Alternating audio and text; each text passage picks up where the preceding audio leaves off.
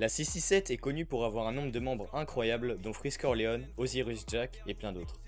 Dans cette vidéo nous allons voir comment la 667 est devenue un des plus grands collectifs de drill française au cours de ses presque 10 ans d'existence. Tout commence en 2013 quand Frisker Leon fonde 667, comptant des rappeurs et beatmakers francophones résidant à Paris, Dakar, Lyon et Londres.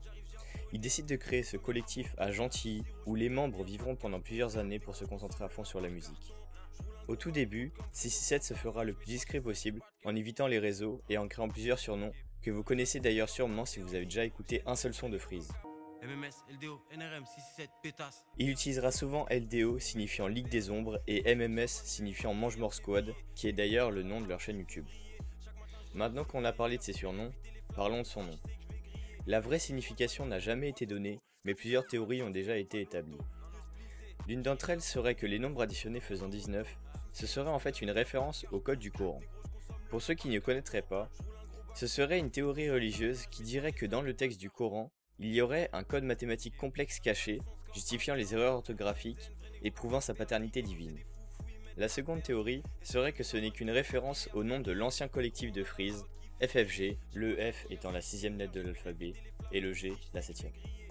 À leur tout début, la 667 décideront de faire beaucoup de collabs, mais surtout une avec le groupe Lyonzon, 669, qui les feront commencer à avoir de la visibilité.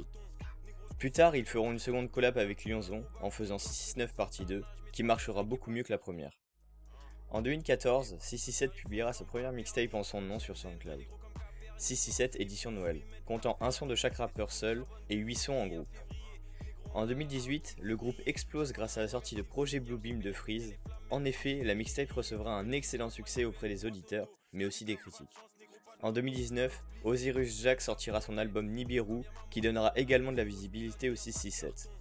Après leur succès, ils se sont même permis de faire des dons de matériel scolaire à plusieurs écoles sénégalaises.